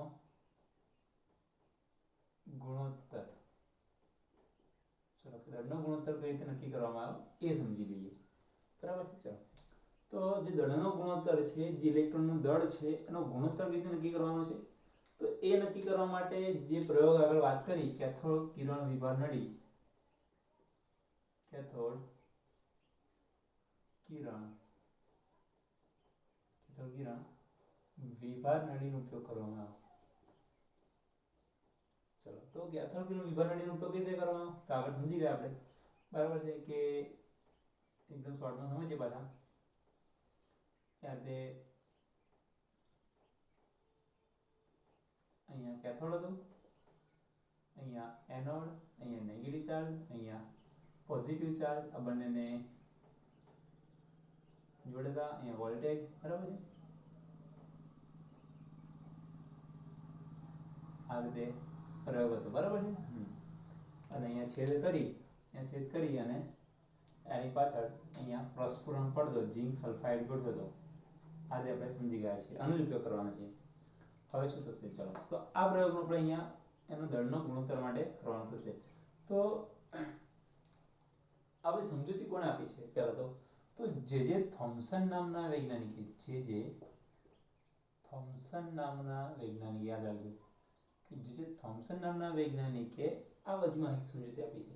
કે દળનો ગુણોત્તર નક્કી કોણે કર્યો? તો જે થોમ્સન. યાદ રાખજો, ઇલેક્ટ્રોનની શોધ કોણે કરી? Michael Faraday. ઇલેક્ટ્રોનની શોધ માઇકલ ફેરાડેએ કરી, પરંતુ એના દળનો ગુણોત્તર કોણે આપ્યો? જે થોમ્સન. એની માટે એને કેથોડ કિરણ વિભાર નળીનો ઉપયોગ કર્યો. અને ઉપયોગમાં શું કર્યું? તો જે આ પાર્ટ છે, જે પાછળનો પાર્ટ છે, એ પાછળના પાર્ટની અંદર, જે પાછળનો પાર્ટ છે એટલે કે એનોડ અને આ પ્રસ્ફુરણ પડદાની વચ્ચેનો જે ભાગ છે, એની વચ્ચે એણે વિદ્યુત ક્ષેત્ર અને ચુંબકીય ક્ષેત્ર મૂક્યું. આગળ વાત કરી હતી કે વિદ્યુત ક્ષેત્ર અને ચુંબકીય ક્ષેત્ર ના હોય તો સીધી રેખામાં ગતિ કરે છે. પણ કેથોડ કિરણો સીધી રેખામાં ગતિ કરે છે. પરંતુ આ જગ્યાએ અને આ જગ્યાએ હું ચુંબકીય ક્ષેત્ર અને વિદ્યુત ક્ષેત્ર મૂકી દઉં તો શું થશે એ સમજીએ. તો આનો જ પ્રયોગ અહીં સમજીએ. તો અહીંયા આગળ સિમ્પલ લઈએ કે અહીંયા આગળ કેથોડ, બરાબર છે, અહીંયા જોડી દઈએ, અહીંયા એનોડ, બરાબર છે, એનોડ અહીંયા જોડી દઈએ. હવે સમજો કે અહીંયા કેથોડ છે, કેથોડ, આ એનોડ, આ માઇનસ, આ પ્લસ. સમજો. તો જે આ પડદો છે એ પડદાને, પ્રસ્ફુરણ પડદાને હું આ રીતે દર્શાવીશ. અહીંથી પ્રસ્ફુરણ પડદાને આ રીતે દર્શાવીશ. એટલે આ ભાગ જે છે યાર, આખો ભાગ અહીંયા છે, અને જે પ્રસ્ફુરણ પડદો છે એ પ્રસ્ફુરણ પડદો અહીંયા છે. આનો પ્રસ્ફુરણ પડદો એટલે મેં જે આ ભાગ જે છે, આ ભાગ છે એને ઝૂમ કર્યો અને અહીંયા દર્શાવ્યો.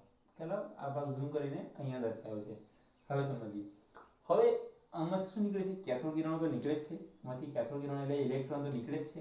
ઇલેક્ટ્રોન એમાંથી નીકળીને આમાંથી છેદ છે તો નીકળીને પસાર થાય છે, આગળ આવવાના છે. બરાબર. પરંતુ જો હું અહીંયા ચુંબકીય ક્ષેત્ર, વિદ્યુત ક્ષેત્ર મૂકતો નથી તો એ કિરણો ક્યાં સીધી રેખામાં આવીને અહીંયા ટચ થવાના છે. ચુંબકીય ક્ષેત્ર મૂકતો નથી તો ક્યાં થવાના? સીધી રેખામાં આવીને અહીં ટચ થવાના છે. હવે સમજીએ. ખાસ અગત્યની વાત છે. હવે સમજો કે જો હું વિદ્યુત ક્ષેત્ર મૂકી દઉં, એટલે એની ઉપરની બાજુએ અહીંયા ધન ધ્રુવ મૂકી દઉં અને નીચેની બાજુએ ઋણ ધ્રુવ મૂકી દઉં. ઉપરની બાજુએ ધન ધ્રુવ મૂકી દઉં, નીચેની બાજુ ઋણ ધ્રુવ મૂકી દઉં, તો શું થશે? તો ઉપરની બાજુ આપણે શું મૂક્યું? ધન ધ્રુવ. નીચેની બાજુ મૂક્યું આપણે ઋણ ધ્રુવ. તો જે કેથોડ કિરણો જે છે નેગેટિવ ચાર્જ ધરાવે છે, એ નેગેટિવ ચાર્જ ધરાવે છે એ અહીંયાથી આગળ પસાર થશે, આગળ પસાર થતા હશે. ઉપર ધન ધ્રુવ છે, આનો ચાર્જ કયો છે? નેગેટિવ છે. આનો ચાર્જ કયો? ઇલેક્ટ્રોન ચાર્જ માઇનસ છે અને પ્લસ છે. તો શું કરશે? સીધી આવવાની જગ્યાએ ઉપરની તરફ વિચલન પામશે અને આપણને અહીંયા મળશે, એ બિંદુએ મળશે. બરાબર છે? શું મળશે? એ બિંદુએ મળશે. એટલે જ્યારે હું વિદ્યુત ક્ષેત્ર મૂકું છું ઉપર પ્લસ અને નીચે માઇનસ, ત્યારે એ સીધી રેખામાં જવાને બદલે કે ઉપરની તરફ વિચલન પામે છે. કોણ? કેથોડ કિરણ એટલે કે ઇલેક્ટ્રોન ઉપરની તરફ વિચલન પામે છે. ત્યાર પછી બીજી વાત કરું કે જો ઉપરની બાજુએ મેં વિદ્યુત ક્ષેત્ર મૂક્યું, નીચેની બાજુ ઋણ ક્ષેત્ર મેળવ્યું. હવે એનું હટાવી દો અને પછી એની જગ્યાએ ઉપરની ધ્રુવ અહીંયા તમારી બાજુએ હું n ધ્રુવ, હવે ચુંબકીય ક્ષેત્ર મૂકું, આગળ વિદ્યુત ક્ષેત્ર મૂકું તો ચુંબકીય ક્ષેત્ર મૂકું, અહીંયા n ધ્રુવ અને બોર્ડની પેલી પાછળ s ધ્રુવ મૂકું તો શું થશે? તો એ જે છે એ વિદ્યુત જે ઇલેક્ટ્રોન છે એ અહીંયા સુધી પસરીને એ નીચેની બાજુ અહીંયા c બિંદુએ મળશે. ક્યારે? આ ક્યારે મળે છે? એ બિંદુએ. એ બિંદુ ક્યારે મળે છે? જ્યારે હું વિદ્યુત ક્ષેત્ર મૂકું ત્યારે. આ ક્યારે મળે છે? ચુંબકીય ક્ષેત્ર મૂકું છું ત્યારે. હવે જો ઉપરની બાજુ પહેલા મેં શું મૂક્યું? ધન ધ્રુવ, નીચે ઋણ ધ્રુવ, ત્યારે મને એ બિંદુએ મળ્યું. હવે અહીંયા હું n ધ્રુવ, પાછળ s ધ્રુવ, ત્યારે મને c મળે. હવે બંને મૂકું, ચુંબકીય ક્ષેત્ર પણ મૂકું અને વિદ્યુત ક્ષેત્ર પણ મૂકું તો શું થશે? તો જે ચુંબકીય ક્ષેત્ર વિદ્યુત ક્ષેત્ર બંનેની હાજરી હશે ત્યારે એ ખબર છે ક્યાં જશે? બંનેની હાજરીમાં સીધું આપણને ક્યાં મળશે? b બિંદુએ મળશે. ક્યાં મળશે? b બિંદુએ મળશે.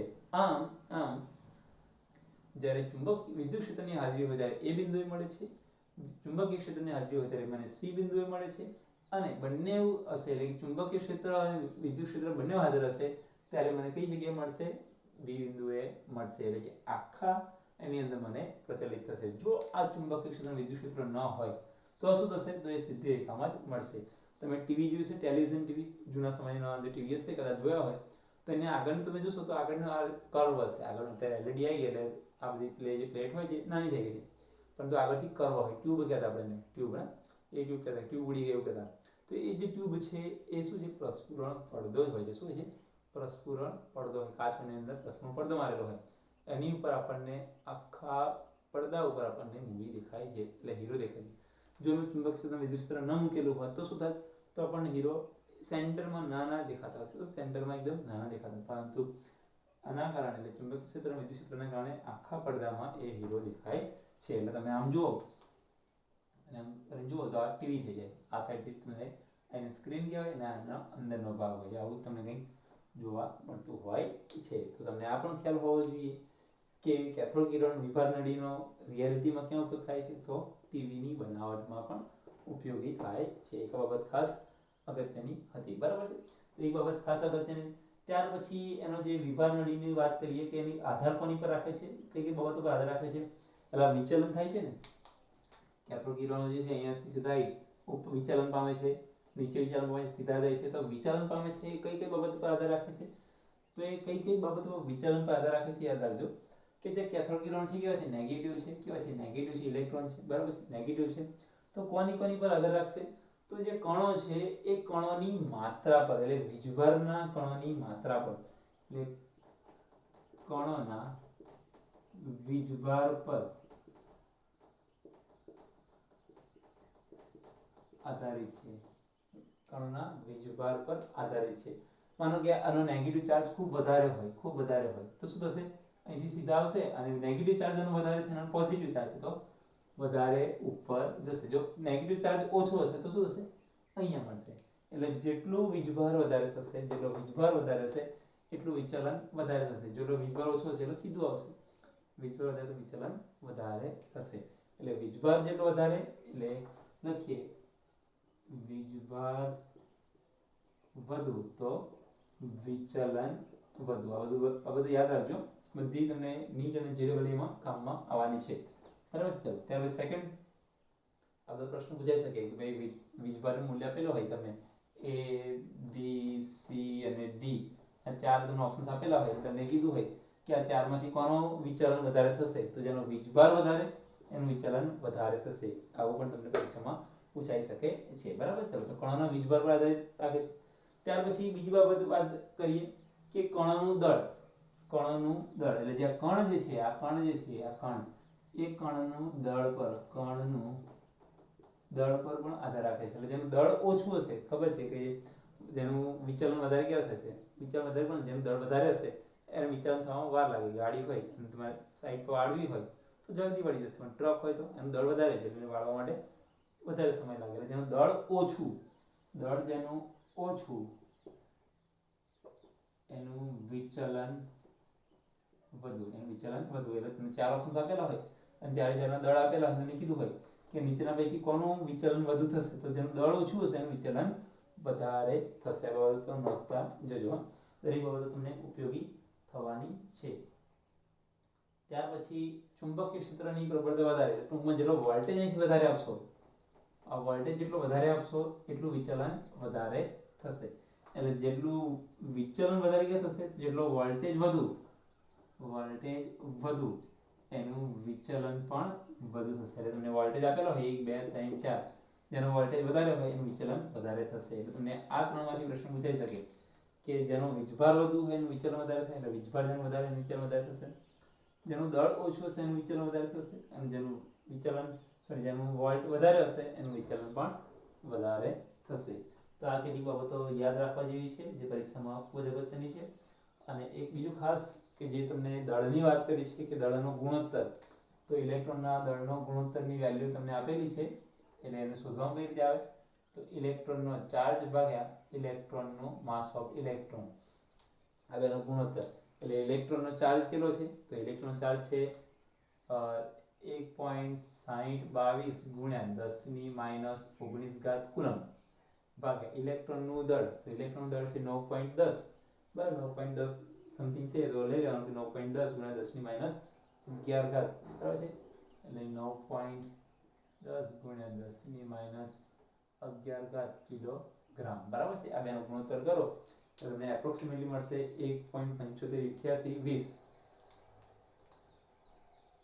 1.758820 કુલમ કિલોગ્રામ ઇન્વર્સ. તમારે આ યાદ રાખવાનું છે, બરાબર છે. કે તમને દળનો ગુણોત્તર, ઇલેક્ટ્રોનના દળનો ગુણોત્તર કેટલો છે, તો 1.758820 જેટલો છે, બરાબર. ખાસ તમારે આ બાબત યાદ રાખવાની છે. ત્યાર પછી દળના ગુણોત્તર પછી આપણે બીજી બાબત સમજીએ કે એનો વીજભાર.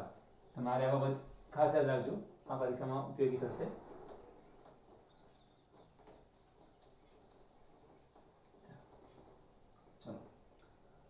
હવે ઇલેક્ટ્રોનના દળની વાત કરી, દળના ગુણોત્તરની. હવે વાત કરીશું કે ઇલેક્ટ્રોનનો વીજભાર.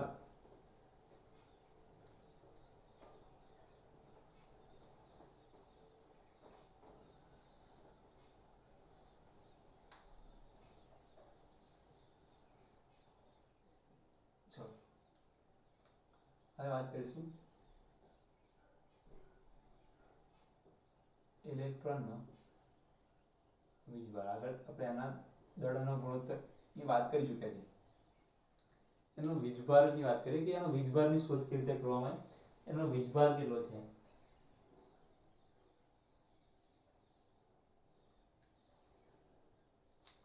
તો ઇલેક્ટ્રોનનો વીજભાર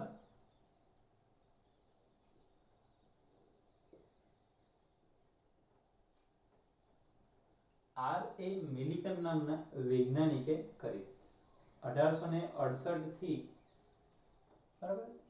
એ યાદ રાખવાની જરૂર નથી, આપણે ખાલી યાદ રાખો આર એ મિલિકન નામના વૈજ્ઞાનિકે ઇલેક્ટ્રોનનો વીજભારની શોધ કરી છે. આ માટે એણે એક પદ્ધતિ ઉપયોગ કરી જેનું નામ છે તેલ બિંદુ પદ્ધતિ.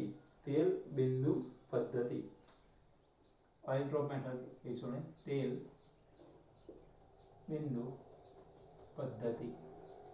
એટલે આરએ મિલિકને તેલ બિંદુ પદ્ધતિનો ઉપયોગ કરી ઇલેક્ટ્રોનનો વીજભાર છે. શરૂઆતની અંદર -1. માઇનસ કેમ, નેગેટિવ ચાર્જ છે, એટલે 1.6 ગુણ્યા 10⁻−19 કુલમ હતી શરૂઆતની અંદર. પણ અત્યારે હાલની અંદર એની એક્ઝેક્ટ વેલ્યુ 1.6022 ગુણ્યા 10⁻−19 કુલમ. અહીંયા 1.6 હતું, જ્યારે અહીંયા સંપૂર્ણ વેલ્યુ લેવામાં આવે છે. એટલે અત્યારે હાલની અંદર આ વેલ્યુનો ઉપયોગ કરીએ છીએ. એટલે ઇલેક્ટ્રોનનો વીજભાર કેટલો પૂછવામાં આવે, ઇલેક્ટ્રોનનો વીજભાર કયું, તો -1.6022 ગુણ્યા 10⁻−19 કુલમ જેટલી છે. આ વસ્તુ તમારે યાદ રાખવાની છે, બરાબર. ત્યાર પછી આગળ વાત કરીએ કે આ જે ઇલેક્ટ્રોનનો વીજભાર જે છે એ ઇલેક્ટ્રોનનો વીજભાર નક્કી કરવાની જે તેલ બિંદુ પદ્ધતિ છે એ તેલ બિંદુ પદ્ધતિનો ઉપયોગ એણે એક ઓઇલ ડ્રોપ મૂક્યું. આપણને ખબર છે કે એ ઓઇલ જે છે એ શું ધરાવે છે, દળ ધરાવે છે, એમ ધરાવે છે, અને ગુરુત્વ પ્રવેગ પણ હશે, એટલે નીચેની તરફ આવશે. એટલે એ નીચેની તરફ આવશે એટલે એમ અને જી લખી શકીએ, બરાબર છે. ત્યાર પછી જે એ ડ્રોપ છે એ ડ્રોપ નીચે આવે છે પરંતુ મારે એ ડ્રોપ નીચે ન આવે, એ ડ્રોપ નીચે ના આવે ને એ ડ્રોપ તેનું ત્યાં જ રહે, તો શું કરવું પડે? તો આની વિરુદ્ધની દિશામાં મારે એક બળ લગાવવું પડે, વિરુદ્ધની દિશામાં એક બળ લગાવવું પડે, વિરુદ્ધ દિશામાં બળ લગાવું, જેટલું નીચે આવતું છે એટલું બળ ઉપરની તરફ લગાવું તો એ વચ્ચે વચ્ચે સ્થિર થશે. એટલે જે આ ઓઇલ ડ્રોપ જે છે એ ઓઇલ ડ્રોપ નીચે ના આવે, એ નીચે ના આવે એટલે મારે એની વિરુદ્ધ દિશામાં એક બળ લગાવવું પડે. અને એ બળ લગાવીશ તો એ બળ શું થશે? એ બળ થશે એનું ઇલેક્ટ્રોનનું વિદ્યુત ચાર્જ એટલું થશે, એટલે Q is equal to EQ થશે. બરાબર છે? આપણે ડાયરેક્ટ લખી તો EQ લખીએ આપણે. એનો મતલબ એવો થયો કે એનું વિદ્યુત ક્ષેત્ર છે અને એનો ઇલેક્ટ્રોન છે. બરાબર? તો આ બંને જેટલું થશે તો આના કરતાં તો આ બંને સેમ થશે. એટલે જેટલું નીચે લાગે છે એટલું જ ઉપર લાગે છે એમ કહી શકીએ, જેટલું નીચે લાગે છે એટલું જ ઉપર લાગે છે એમ કહી શકીએ. એટલે લખી શકીએ કે માટે બંને કેવા કહેવાય? સમાન કહેવાય. બંને કેવા કહેવાય? સમાન કહેવાય. બંને સમાન કહેવાય. બરાબર? એટલા માટે લખું કે ઇલેક્ટ્રોનનો ચાર્જ ભાગ્યા એનું દળ બરાબર ગુરુત્વ પ્રવેગ ભાગ્યા એનું ઇલેક્ટ્રિક ફિલ્ડ લખી શકીએ. એટલે કંઈક સૂત્ર આપણને આવું મળે. આ E શું છે? તો E ને આપણે આગળ લખ્યું હતું E/me, આ ઇલેક્ટ્રોન ચાર્જ, આ ઇલેક્ટ્રોનનું દળનો ગુણોત્તર. બરાબર છે? તો એનો જેટલો થાય તો આની વેલ્યુ કેટલી હતી? તો ઇલેક્ટ્રોન ચાર્જ 1.60 ઇલેક્ટ્રોનનો ચાર્જ કેટલો હતો? 1.60 જેટલો હતો. બરાબર છે? એ વેલ્યુ મૂકી દઈએ અને me નું દળ 1.75 મૂકી દઈએ, 1.7580 જેટલું. બરાબર? તમને દળ મળી જશે, માસ ઓફ ઇલેક્ટ્રોન. તો અહીં યાદ રાખજો કે આ કોના બરાબર થાય છે? તો આ પરીક્ષામાં પ્રશ્ન પૂછાઈ શકે કે ગુરુત્વ પ્રવેગ ભાગ્યા એના વિદ્યુત ક્ષેત્ર જેટલું થાય છે. એટલે લગાડેલ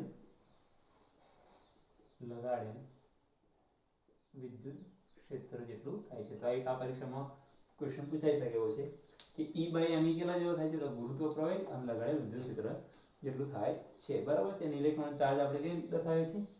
એની ઉપર માઇનસ દર્શાવીએ છીએ. બરાબર? તો એનો જે વીજભાર છે એ વીજભાર કેટલો છે? -1.60 × 10⁻⁹ જેટલો છે. બરાબર? શા માટે છે?